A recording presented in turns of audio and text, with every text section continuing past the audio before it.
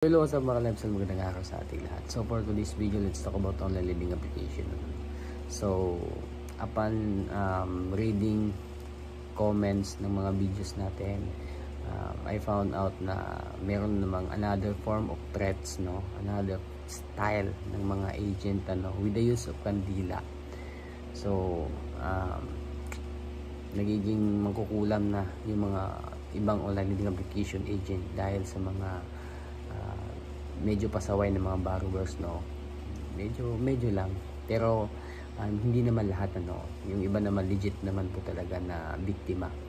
So very alarming to mga ka-lifestyle, no? And then ito pa halos lahat ng mga complaint against sa dalawang online lending application na na-review na natin dati, no? Yung MF Cash and then instant loan, no? Itong dalawang online lending application na to is super matunog ngayon, no? Ngayon sa Ola. Kasi nga, sobrang haras mga ka-lifestyle. Proven and tested na po. So, if I were you mga ka-lifestyle, iwasan nyo tong dalawang online lending application na to kasi baka makulam kayo, no? Again, medyo nakakatawa lang kasi gumagamit na po sila ng salamangka, yung mga online lending application agent para makapaningil, no, sa kanilang mga borrowers. Imagine sasabihin na tutuluan ng kandila yung picture or yung ID mo, no? So anong grabe, no?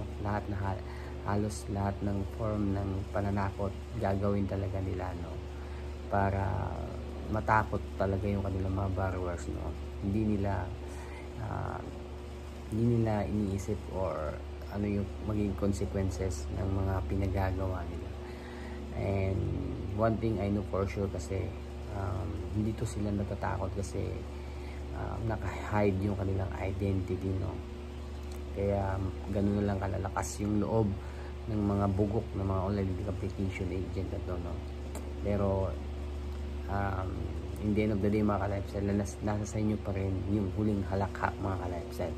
Kung hinaras kayo, pinagsisigawan kayo, pinagtatakot kayo na tutuluan ng kandila yung mga ID nyo, alam nyo na yung gagawin nyo, no? Huwag nyo nang bayaran itong mga bugok na online lending application na to, no?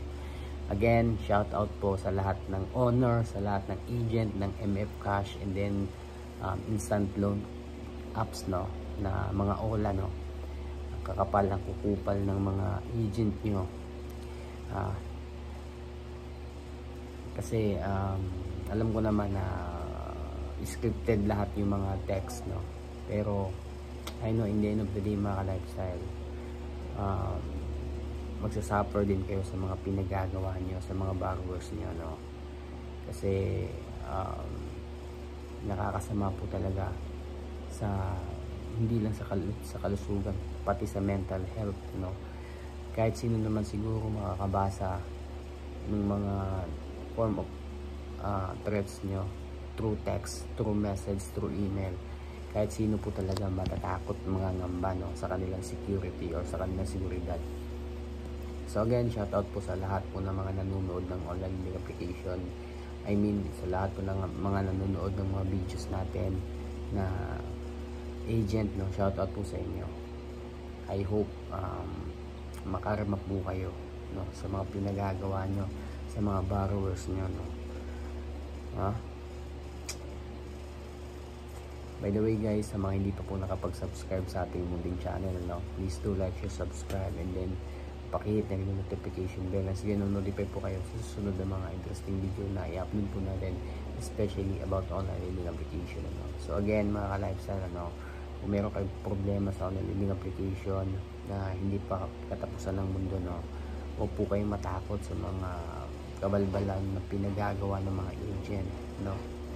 Pagtawag, pag-email, pag-text sa inyo, lahat po talaga yan is 100% po talaga is pananakot, hanggang pananakot lang, no?